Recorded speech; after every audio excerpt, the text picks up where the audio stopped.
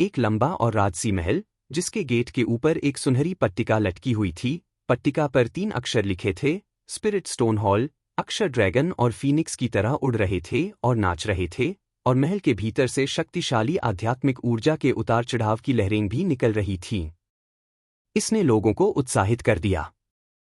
Chiang झान ने एक गहरी सांस ली और महसूस किया कि उसका साधना आधार धीरे धीरे बढ़ रहा था। उसकी आंखों में एक चमकदार रोशनी चमक उठी। वह स्पिरिट स्टोन हॉल में आगे बढ़ा और अनगिनत बाहरी सर्कल शिष्यों और पल्स ओपनिंग स्टेज योद्धाओं को देखा। वे एक लंबी लाइन में खड़े थे और एक के बाद एक स्पिरिट स्टोन एकत्र कर रहे थे। आज वास्तव में वह दिन था जब बाहरी संप्रदाय के शिष्य स्पिरिट स्टोन वितरित करेंगे। वहां लोगों का एक समुद्र था और इसकी आवाज आसमान तक पहुंच गई।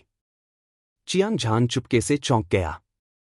हालांकि वह जानता था कि स्वर्गीय मुट्ठी संप्रदाय में छिपे हुए ड्रैगन और दुबके हुए बाघ थे और बादलों जितने ही विशेषज्ञ थे, फिर भी जब उसने आज अपनी आंखों से देखा तो वह चौंक गया। सभी बाहरी मंडल शिष्यों के साधना आधार पल्स ओपनिंग स्टेज की पहली परत से लेकर 10वें स्वर्ग तक थे। उनमें से प्रत्येक एक शक्तिशाली आभा उत्सर्जित कर रहा था, जिससे शून्य कांप रहा था और हवा उबल रही थी। चियांग झान अब केवल एक शीर्ष योद्धा था और वह लोगों की भीड़ के सामने खड़ा समुद्र में एक बूंद मात्र था। हालांकि वह बिल्कुल भी आकर्षक नहीं था, लेकिन उसका दिल तड़प से भरा था। उसे अपने जीवन में प्रसिद्ध होने के लिए कड़ी मेहनत करनी थी, न कि केवल अपने लिए। वह चियांग परिवार को पुनर्जीवित करना भी चाहता था। डुहाई, पल्स ओपनिंग स्टेज की पहली परत, 10 आत्मा पत्थर।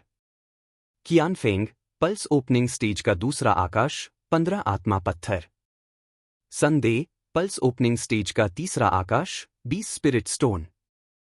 भीड़ के सामने एक जेड टेबल थी और उसके पीछे एक सफेद बालों वाला बूढ़ा आदमी बैठा था। जाहिर है वह स्पिरिट स्टोन हॉल का प्रभारी प्रबंधक था और संसाधन वितरित कर रहा था। स्वर्गीय मुट्ठी संप्रदाय में सफेद बालों वाले बूढ़े आदमी की तरह अनगिनत प्रबंधक थे जो सभी प्रकार की चीजों के प्रभारी थे। हालांकि सफेद बालों वाला प्रबंधक कोई साधारण व्यक्ति नहीं था, क्योंकि वह स्पिरिट स्टोन हॉल के प्रबंधन का लाभ प्राप्त करने में सक्षम था। चियांग झान ने दूर से सफेद बालों वाले प्रबंधक को भयंकर नजर से देखा।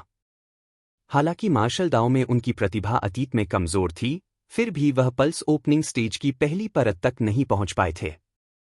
और उनके स्पिरिट स्टोन की कमी की वजह से उन्हें उनके स्पिरिट स्टोन से काट दिया गया था। यह उनके सामने यह बूढ़ा कमीना था।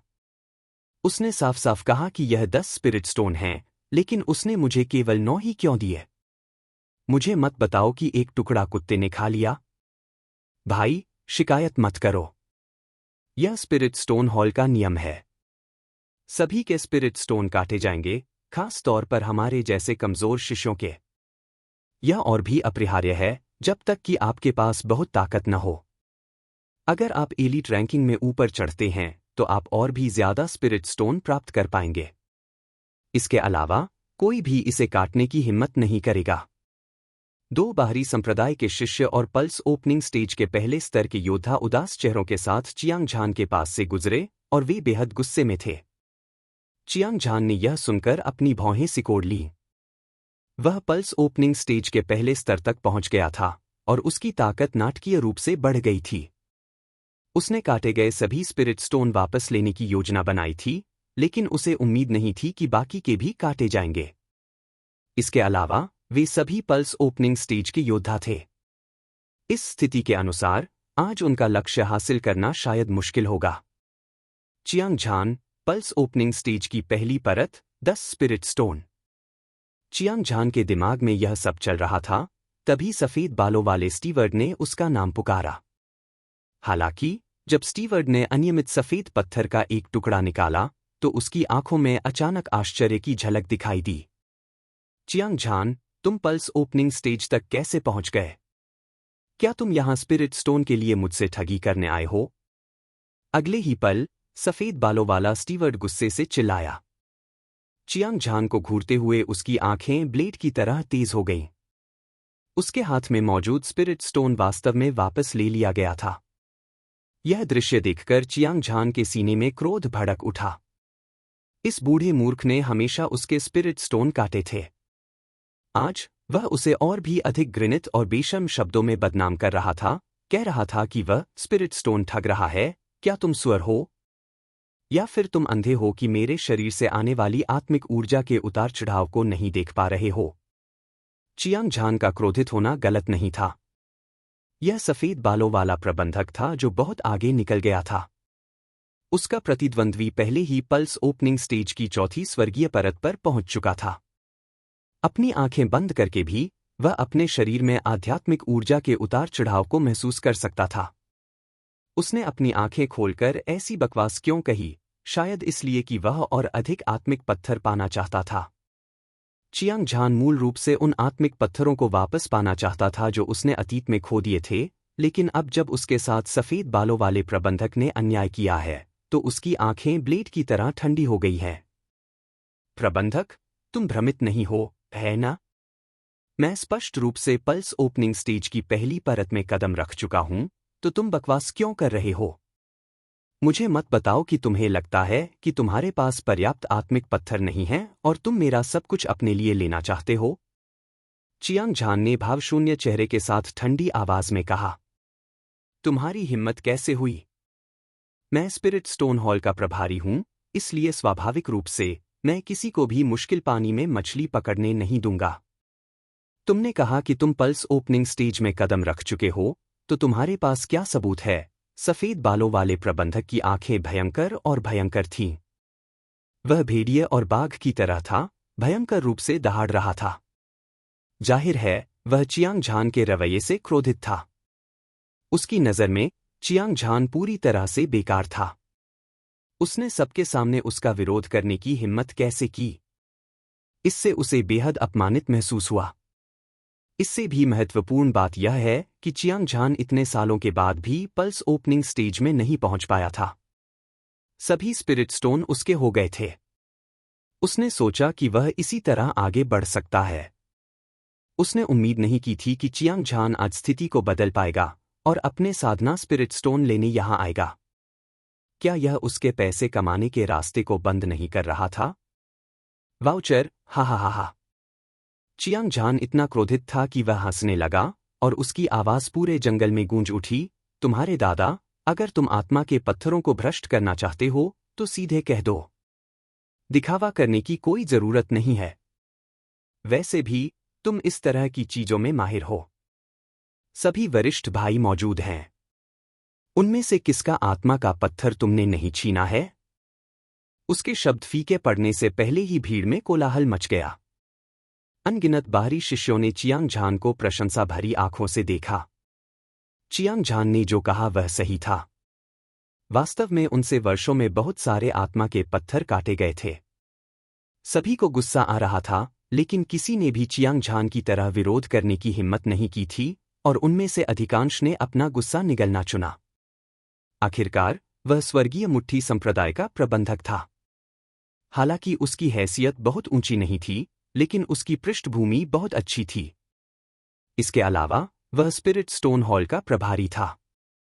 उसे अपमानित करने के बाद क्या वह अभी भी स्पिरिट स्टोन इकट्ठा करना चाहेगा? ऊपर से हर कोई चियांग झान के साथ खड़ा नहीं दिख रहा था, लेकिन वे सभी अपने दिलों में उसका समर्थन करते थे। हालांकि कुछ ऐसे भी थे जिन्हें लगा कि चियांग झान के दिल में कोई सूक्ष्मता नहीं थी, इसलिए उसके लिए मशहूर होना मुश्किल था। वह अब केवल पल्स ओपनिंग स्टेज योद्धा का एक शिखर प्रथम स्तर था और वह बाहरी सर्कल के शिष्यों में सबसे निचले स्तर पर था। उसका वास्तव में प्रबंधक के साथ संघर्ष था। क्या यह मौत को आमंत्रित करना नहीं था? चियांग झान, मैंने कहा था कि तुम पल्स ओपनिंग स्टेज तक नहीं पहुंचे हो, लेकिन तुम नहीं पहुंचे हो। अगर तुम बुरे नहीं दिखना चाहते तो अभी यहां से चले जाओ।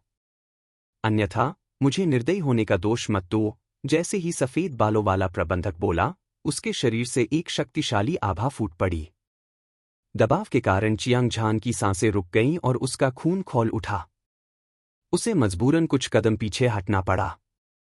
यह कहना जरूरी था कि उसका प्रतिद्वंद्वी चौथा आकाश पल्स ओपनिंग स्टेज योद्धा था और उसने 4 मेरिडियन खोल दिए थे। उसकी आध्यात्मिक ऊर्जा जोरदार थी और उसकी ताकत शक्तिशाली थी। वह लिंग युन से कहीं ज्यादा शक्तिशाली था। चियांग झान को भरोसा नहीं था कि वह उससे लड़ सकता है, लेकिन उससे 3 साल के स्पिरिट स्टोन काटे गए थे। वह आखिरकार पल्स ओपनिंग स्टेज की पहली परत तक पहुंच गया था, लेकिन उसे उसके प्रतिद्वंद्वी ने धमकाया था। अगर वह ऐसे ही चला जाता तो उसके दिल में गुस्से को दबाना मुश्किल होता। इसके अलावा वह पल्स ओपनिंग स्टेज की पहली परत तक पहुंचने के बाद मिलने वाले 10 स्पिरिट स्टोन भी खो देगा। यह कुछ ऐसा था जिसे चियांग झान किसी भी कीमत पर बर्दाश्त नहीं कर सकता था। चियांग झान गुस्से में था। उसने जेड टेबल पर लात मारी, सफेद बालों वाले स्टीवर्ड की ओर इशारा किया और कहा, आज मैं अपने सभी स्पिरिट स्टोन वापस लेने जा रहा हूं। अगर तुम एक भी स्पिरिट स्टोन खो देते हो तो अपने कुत्ते की जान के बारे में सावधान रहना। तुम मौत को दावत दे रहे हो। सफेद बालों वाला स्टीवर्ड गुस्से में था। उसकी क्यों उठी और उसने चियांग झान पर मुक्का मारा। तुरंत उसकी मुट्ठी में उमड़ती हुई स्पिरिट एनर्जी भर गई। इसने एक बवंडर का रूप ले लिया और की ओर बह गया। आवाज भयंकर और चौंकाने वाली थी। चियांग झान को फिर से देखा। उसका शरीर लंबा और सीधा था, उसकी पीठ भाले की तरह थी और उसके कपड़े बिना किसी हवा के बह रहे थे। जोरदार और उमड़ती हुई स्पिरिट एनर्जी की लहरें उसकी मुट्ठी पर इकट्ठा होती रहीं, जिससे एक चमकदार चमक निकल रही थी। इस पल उसने बिना कुछ रोके एक शिखर first layer of pulse opening stage योद्धा की सबसे शक्तिशाली ताकत को उजागर किया। शुद्ध और दबंग शारीरिक शक्ति और जोरदार आध्यात्मिक ऊर्जा को मुक्त किया गया, जिससे दबाव में शून्य कांपने लगा। हवा उबलते पानी की तरह हिंसक रूप से हिलने लगी। धमाका! उसने एक मुक्का मारा और मुक्का का बल भयंकर था। यह सीधे पीले ड्रैगन पर गया और बहरा करने वाली आवाज के साथ सफेद बालों वाले प्रबंधक से टकराया। अगले ही पल सफेद बालों वाले प्रबंधक के चेहरे के भाव नाटकीय रूप से बदल गए। उसकी आंखें आश्चर्य से भरी हुई थीं। जाहिर है वह चियांग झान की शक्तिशाली ताकत से बहुत हैरान था। उसी समय चियांग झान का शरीर डगमगाया और उसे 10 से अधिक कदम पीछे हटने के लिए मजबूर होना पड़ा। जमीन पर पैरों के निशान बेहद गहरे थे और यह एक चौंकाने वाला दृश्य था। उसके आंतरिक अंग बहुत दर्द कर रहे थे और उसका खून और क्यूई उथल-पुथल में था। वह लगभग मौके पर ही खून से लथपथ हो गया। यह कैसे संभव है?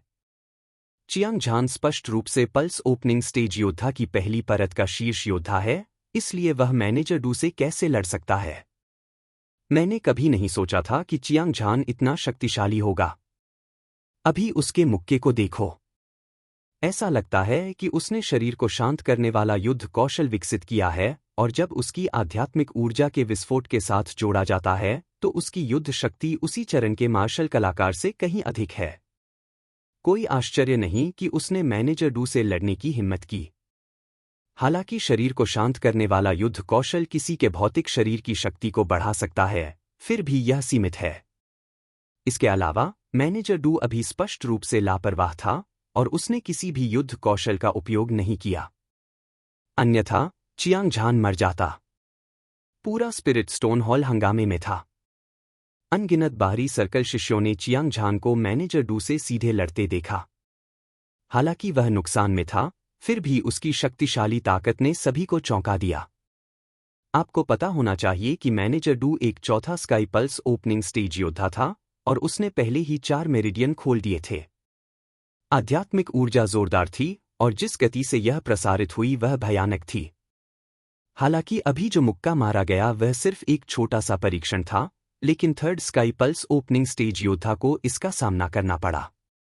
दूसरी ओर चियांग झान केवल एक शीर्ष प्रथम स्तर का पल्स ओपनिंग स्टेज योद्धा था। वह उच्च साधना आधार के साथ मैनेजर डू से लड़ सकता था। इतनी शक्तिशाली ताकत, यह बस अविश्वसनीय था। बेशक उनमें से अधिकांश ने चियांग झान के बारे में बहुत ज्यादा नहीं सोचा। उन्हें लगा कि वह बहुत लापरवाह है। शीर्ष प्रथम स्तर की पल्स ओपनिंग स्टेज साधना आधार के साथ मैनेजर डू से लड़ना बस मुसीबत को आमंत्रित करना था। उसके पास कुछ ताकत है, लेकिन दुर्भाग्य से कचरा अभी भी कचरा है। यदि आप स्पिरिट स्टोन हॉल में परेशानी पैदा करना चाहते हैं तो मैं आपको ऐसा करने की अनुमति नहीं दूंगा। सफेद बालों वाले प्रबंधक, जिन्हें मैनेजर डू के नाम से भी जाना जाता था, ने अपने होठों को एक ठंडी मुस्कान में मोड़ दिया।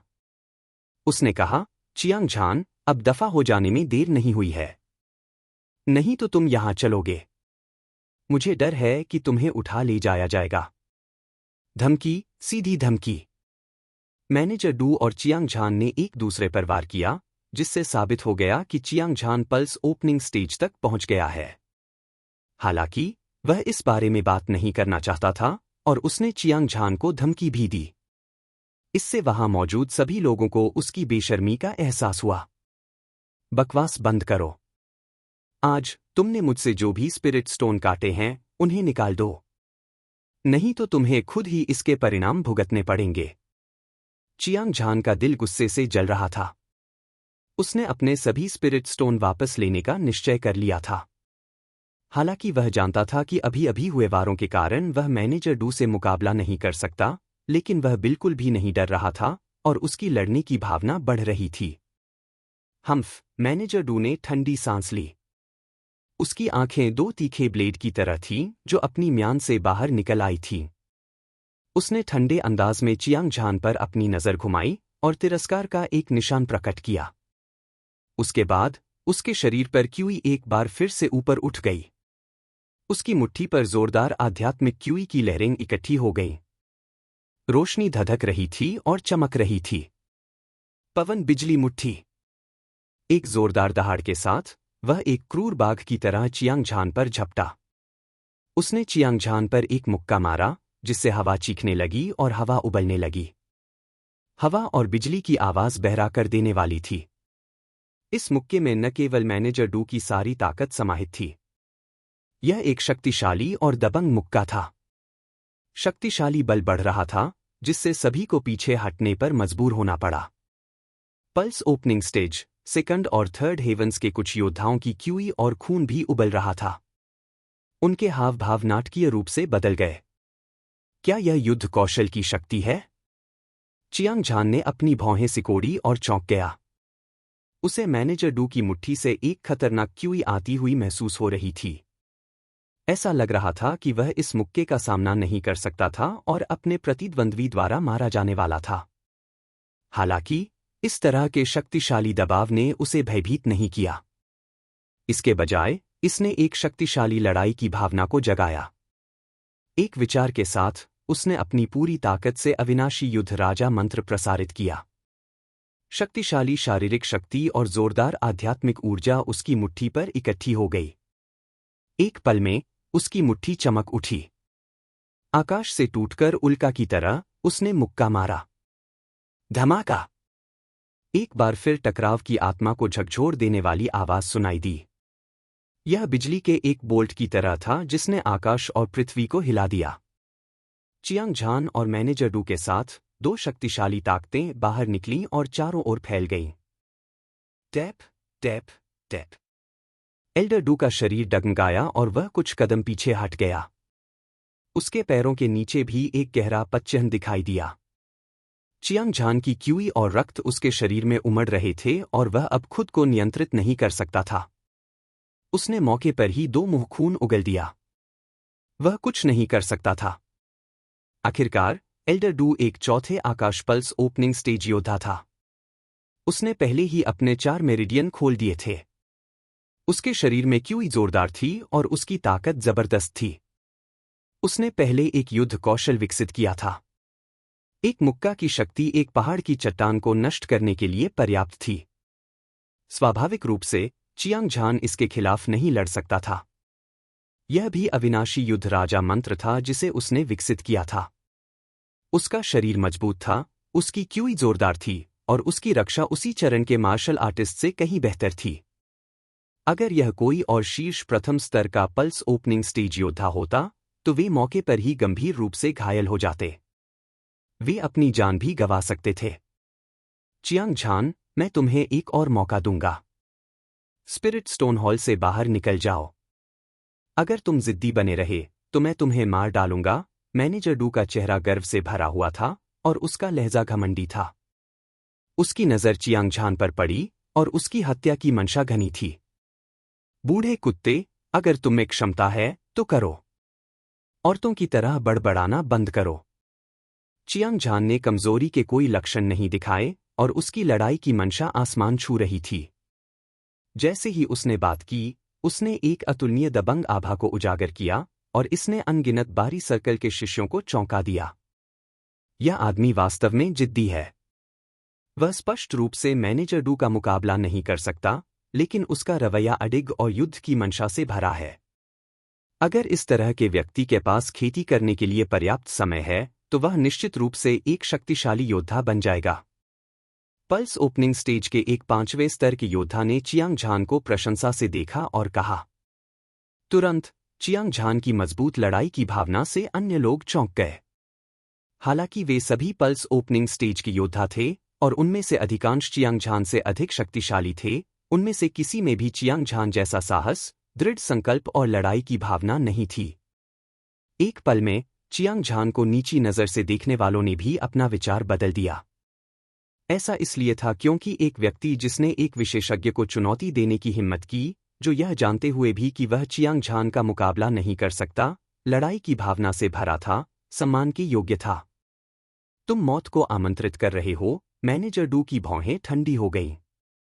उसने अपने शरीर में आध्यात्मिक क्यूई को उत्तेजित करने के लिए अपनी पूरी ताकत लगा दी, जिससे एक तूफान बन गया। वह चियांग झान को मारने ही वाला था। इस समय एक आवाज झरने की तरह स्पष्ट और बर्फ की तरह चुभने वाली ठंडी गूंजी। रुको! जब आवाज आई, तो सफेद कपड़े पहने एक युवा लड़की चुपचाप चियांग झान के सामने प्रकट हुई। वह 15 या 16 साल की थी, एक सुंदर आकृति वाली, और उसके सफेद कपड़े बर्फ से भी ज्यादा सफेद थे। उसके काले बाल उसके कंधों पर बेतरतीब ढंग से बिखरे हुए थे। उसकी भौहें तलवारों की तरह थीं और उसकी आंखें सितारों की तरह थीं। उसके पूरे शरीर से एक ठंडी आभा निकल रही थी, जैसे बर्फ का पहाड़ या बर्फ का कमल। यह आत्मा को झकझोर देने वाला था। पल्स ओपनिंग स्टेज योद्धा की 7वीं परत। चियांग झान चौंक गया। सफेद कपड़े पहने वह युवा लड़की जो अचानक प्रकट हुई, वह युवा थी, लेकिन उसकी साधना का आधार बेहद भयानक था, खासकर उसकी ठंडी आभा। यह और भी चौंकाने वाला था। यह वरिष्ठ बहन लिंग पियाओक्स्यू है। देवी, यह स्वर्गीय मुट्ठी संप्रदाय के सभी बाहरी सर्कल शिष्यों के दिलों में देवी है। अगर मैं उसे देख पाऊं तो मुझे अपने जीवन में कोई पछतावा नहीं होगा। मैंने सुना है कि वरिष्ठ बहन लिंग पियाओक्स्यू में असाधारण प्रतिभा है और वह अत्यंत प्रतिभाशाली है। साधना के 1 वर्ष से भी कम समय में वह पल्स ओपनिंग चरण की 7वीं परत तक पहुंच चुकी है। इसके अलावा वह अत्यंत शक्तिशाली और अजेय है। उसने एक बार 10वीं स्वर्गीय परत के विशेषज्ञ को मार डाला था। कुछ देर की खामोशी के बाद बाहरी घेरे के कई शिष्य अचानक उत्साहित हो गए। हालांकि वे केवल चर्चा और चिल्ला रहे थे। उनमें से कोई भी उसके करीब जाने के लिए आगे नहीं बढ़ा। ऐसा लग रहा था मानो सफेद कपड़े पहने लड़की कांटों वाला गुलाब हो जो उन्हें चोट पहुंचा सकता है। चियांग झान की आंखें आश्चर्य से भर गईं। उसने लिंग पियाओक्स्यू को घूरा और उसका आकलन करना शुरू कर दिया। वह सुंदर थी, बहुत सुंदर। हालांकि वह थोड़ी ठंडी थी, लेकिन उसका फिगर, रूप और स्वभाव सभी शानदार थे। वह वास्तव में स्वर्गीय मुट्ठी संप्रदाय के अनगिनत शिष्यों के दिलों में देवी होने की योग्य थी। वास्तव में वह अपनी प्रतिष्ठा के योग्य थी। बस एक पल में उसने अपनी नजर हटा ली। लिंग पियाओक्स्यू सुंदर थी या नहीं, इससे उसका कोई लेना देना नहीं था। इसके अलावा वह इतने सालों से निराश था। वह केवल मार्शल आर्ट सीखना और अपनी ताकत बढ़ाना चाहता था। जहां तक पुरुषों और महिलाओं के बीच के मामलों की बात है, फिलहाल उसके पास कोई योजना नहीं थी। मैनेजर डू, आखिरकार आप 4th sky pulse opening stage के योद्धा हैं। आप सबके सामने एक कमजोर बाहरी सर्कल शिष्य को क्यों धमका रहे हैं? क्या आपको हंसी का डर नहीं है? लिंग पियाओक्स्यू ने भावहीन चेहरे के साथ ठंडे स्वर में कहा। पियाओक्स्यू ने गलत समझा। मैं स्पिरिट स्टोन दे रहा था, लेकिन मुझे उम्मीद नहीं थी कि यह आदमी आकर परेशानी खड़ी करेगा। मेरे पास उसे सबक सिखाने के अलावा कोई विकल्प नहीं था। मैनेजर डू ने भौहें सिकोड़ी और अपनी आंखों में डर भरी नजर के साथ कहा। बूढ़े कुत्ते डू, तुम वाकई बेशर्म हो। तुम ही हो जिसने मेरे स्पिरिट स्टोन काटे, लेकिन तुमने वापस काटने की हिम्मत की। चियांग झान ने अपना सिर हिलाया और तिरस्कार के साथ जवाब दिया। मेरे स्पिरिट स्टोन काटे। लिंग पियाओक्सू ने खुद से कहा और उसकी तीखी ठंडी नजर चियांग झान पर घूम गई। उसके बाद उसने मैनेजर डू की ओर देखा और कहा, मैनेजर डू, बाहरी मंडली का शिष्य बनना आसान नहीं है। आप उदार हैं। आदेश को बाधित करने से बचने के लिए उसे उसके आत्मा पत्थर दे दीजिए। पियाओक्सू की खातिर आज का मामला यहीं खत्म होता है। चियांग झान, ये तुम्हारे आत्मा पत्थर हैं। इन्हें ले लो और आत्मा पत्थर हॉल से बाहर निकल जाओ। नहीं तो हुम्फ। मैनेजर डू ने ठंडे स्वर में मुस्कुराया। प्रबंधक के रूप में, हालांकि वह लिंग पियाओक्सू से डरता नहीं था, फिर भी वह एक प्रतिभाशाली शिष्य थी। संप्रदाय के उच्च अधिकारियों द्वारा उसका बहुत सम्मान किया जाता था, इसलिए उसे उसका सामना करना पड़ा। जैसा कि उसने अपने दिल में सोचा था, उसने 10 आत्मा पत्थर निकाले और उन्हें चियांग झान पर फेंक दिया।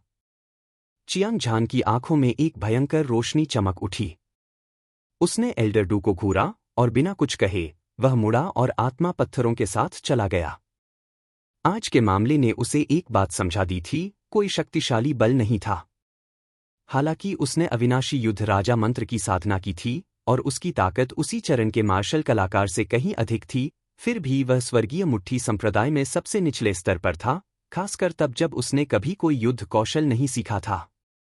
इसने उसकी युद्ध शक्ति को बहुत सीमित कर दिया था, अन्यथा वह बहुत पहले ही मैनेजर डू को हरा चुका होता। लिंग पियाओक्सू को अपना चेहरा दिखाने की कोई जरूरत नहीं थी। इसके अलावा मैनेजर डू ने उसे जो स्पिरिट स्टोन दिए थे, वे केवल वही चीजें थीं जो उसे पल्स ओपनिंग स्टेज की पहली परत में कदम रखने के योग्य थीं। पहले काटे गए स्पिरिट स्टोन को वापस पाने के लिए उसे अपनी ताकत पर भरोसा करने की जरूरत थी। स्वर्गीय मुट्ठी संप्रदाय में सभी बाहरी सर्कल शिष्यों के घरों को 2 श्रेणियों में विभाजित किया गया था। एक लकड़ी का घर था और दूसरा पत्थर का घर था। लकड़ी के घर में कुछ खास नहीं था। यह केवल उन्हें हवा और बारिश से बचा सकता था। ऐसा कहा जाता था कि पत्थर के घर को आत्मा के पत्थरों से बनाया गया था और इसमें एक मजबूत आध्यात्मिक ऊर्जा थी। मार्शल कलाकारों के लिए यह केवल साधना के लिए एक पवित्र भूमि थी और यह उनकी साधना को बहुत बढ़ा सकती थी। स्वर्गीय मुट्ठी संप्रदाय के नियमों के अनुसार, जब कोई बाहरी सर्कल शिष्य पल्स ओपनिंग स्टेज को तोड़ता है, तो वह साधना करने के लिए पत्थर के घर में प्रवेश कर सकता है। इसलिए चियांग झान एक पत्थर के घर के सामने पहुंचा। चारों ओर देखने पर अधिकांश पत्थर के घरों के दरवाजे कसकर बंद थे, जैसे कि वे परेशान नहीं होना चाहते थे। एक पत्थर के घर के प्रवेश द्वार पर केवल कुछ बाहरी सर्कल शिष्य एकत्र हुए थे। बिना किसी अपवाद के वे सभी योद्धा थे जो पल्स ओपनिंग स्टेज की पहली परत को तोड़कर आए थे।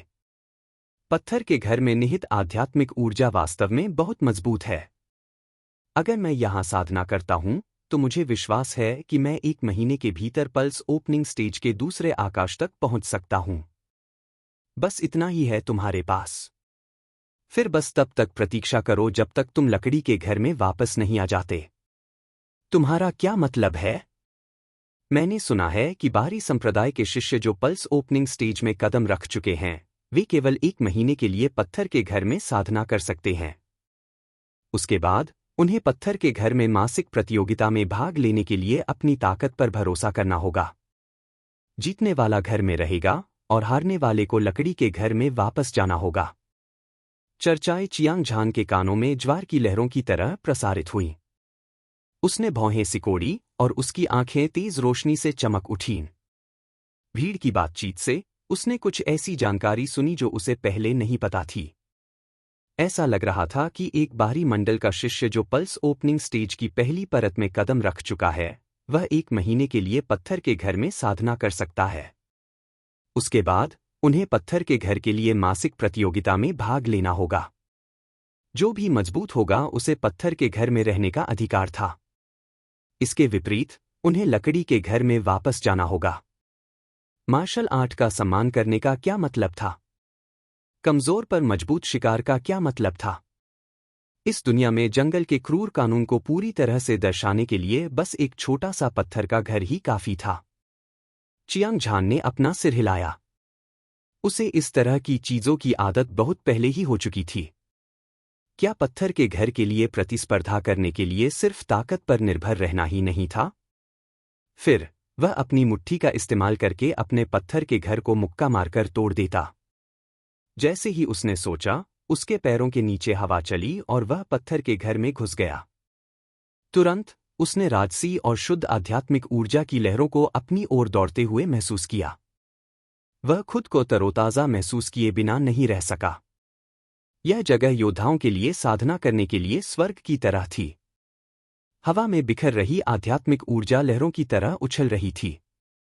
1 महीने के भीतर उसे पूरा भरोसा हो गया कि वह पल्स ओपनिंग स्टेज के तीसरे आसमान तक साधना करने में सक्षम होगा।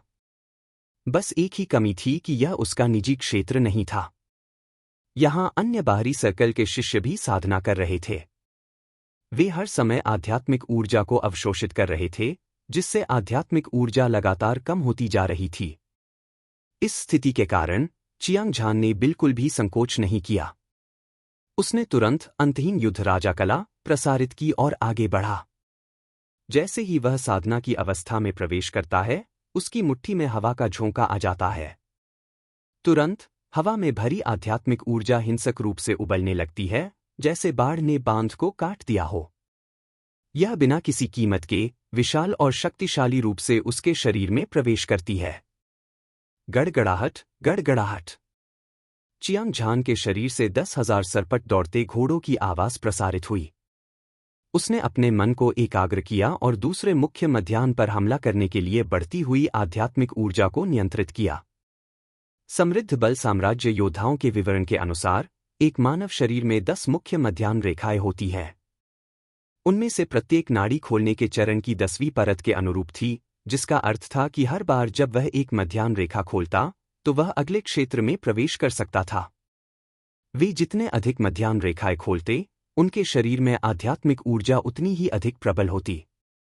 वह उतना ही अधिक शक्तिशाली होता। एक रात की साधना के बाद चियांग झान की साधना का आधार नाड़ी खोलने के चरण की पहली परत के शिखर पर पहुंच गया था और वह अब दूसरे आकाश में प्रवेश करने की कोशिश कर रहा था। उसी समय महल में अन्य बाहरी मंडल के शिष्यों ने महसूस किया कि हवा में आध्यात्मिक ऊर्जा पतली और पतली होती जा रही है। वे सभी चौंक गए। उन्होंने अपनी आंखें खोलीं और देखा कि चियांग झान अपने पैर हिला रहा है। उसने दोनों मुट्ठियों से मुक्का मारा और उसकी हरकतें जोरदार थीं, जैसे एक भयंकर बाघ अपने शिकार का पीछा कर रहा हो और एक बाज आकाश पर वार कर रहा हो। इस तरह की साधना पद्धति स्पष्ट रूप से एक शरीर साधक थी। सामान्य ज्ञान के अनुसार यह निम्न वर्ग से संबंधित थी। यह उस गति से बहुत दूर थी जिस पर मुख्य धारा के ची साधक आत्मिक ऊर्जा को अवशोषित करते थे, लेकिन जो अजीब था वह यह था कि चियांग झान की हरकतें और अधिक हिंसक हो गईं। उसके पूरे व्यक्तित्व के कदम बदल गए और उसकी मुट्ठी से हवा सीटी की तरह निकली। इसने आसपास की आत्मिक ऊर्जा को पानी की तरह उबाल दिया, जैसे कि यह किसी तरह की रहस्यमयी शक्ति द्वारा आकर्षित हो रही हो। यह सभी दिशाओं से उसके चारों ओर इकट्ठा हो गई और लगातार अवशोषित और परिष्कृत हो रही थी। ध्वनि बेहद भयानक थी। हर कोई हैरान और अवाक था। उनके दिलों में शरीर साधक सभी प्रतिभाहीन लोग थे। जो लोग आत्मिक ऊर्जा को अवशोषित करने में असमर्थ थे और मुख्य धारा के ची साधक बन गए। उनके पास अपने भौतिक शरीर को मजबूत करने के तरीकों के बारे में सोचने के अलावा कोई विकल्प नहीं था। हालांकि चियांग झान की स्थिति वैसी नहीं थी। वह स्पष्ट रूप से pulse opening stage martial artist का शीर्ष प्रथम स्तर था, लेकिन उसने शरीर को शांत करने वाली युद्ध तकनीकों की खेती करना चुना। यह समझ से परे था। इससे भी महत्वपूर्ण बात यह है कि जिस गति से चियांग झान ने आध्यात्मिक ऊर्जा को अवशोषित किया वह बहुत तेज थी। यह एक व्हेल की तरह था जो बाघ को खा रही थी, जैसे कि वह उसे लूट रहा हो। इस तरह उनकी साधना की गति निश्चित रूप से प्रभावित होगी। तुरंत उनके चेहरे काले पड़ गए और वे बहुत क्रोधित हो गए। वास्तव में पत्थर का घर केवल इतना ही बड़ा था। आध्यात्मिक क्यूई चाहे कितनी भी मजबूत क्यों न हो, इसकी एक सीमा थी। यदि चियांग झान बिना रोक टोक के आध्यात्मिक क्यूई को अवशोषित करता रहा, तो दूसरे लोग कैसे साधना करेंगे? यह बुरा है। ऐसा लगता है कि जिस गति से मैं आध्यात्मिक क्यूई को अवशोषित करता हूं वह बहुत तेज है। इसने दूसरों को प्रभावित किया है। यद्यपि चियांग झान साधना की स्थिति में था, वह अपने आसपास की हर चीज को देख और सुन सकता था। उसने सभी की शत्रुतापूर्ण निगाहों को देखा और उसने चुपके से आह भरी, जिससे आध्यात्मिक क्यूई के अवशोषण की गति कम हो गई। इसमें कोई मदद नहीं की जा सकती थी। पत्थर का घर सभी का था, इसलिए स्वाभाविक रूप से उसे अन्य लोगों की भावनाओं पर विचार करना था। हालांकि अपनी ताकत के साथ वह मौजूद सभी प्रथम परत के पल्स ओपनिंग स्टेज योद्धाओं को दूर करने के लिए पर्याप्त मजबूत था। हालांकि उसे अतीत में कचरा के रूप में लेबल किया गया था और दूसरों द्वारा उसका उपहास किया गया था और उसे धमकाया गया था। अब वह और भी मजबूत था। वह कमजोरों को धमकाता नहीं था। जैसा कि कहावत है, वह मत करो जो तुम नहीं चाहते हो। हालांकि चियांग झान को अपनी ताकत बढ़ाने की तत्काल आवश्यकता थी, वह दूसरों को नुकसान पहुंचाने और खुद को लाभ पहुंचाने के लिए तैयार नहीं था। हालांकि उसने साधना बंद नहीं की। इसके बजाय उसने आध्यात्मिक क्यूई को अवशोषित करने की गति को नियंत्रित किया। उसने एक स्पिरिट स्टोन निकाला और स्पिरिट स्टोन में निहित आध्यात्मिक ऊर्जा का उपयोग पल्स ओपनिंग स्टेज के दूसरे आकाश को तोड़ने के लिए जारी रखा।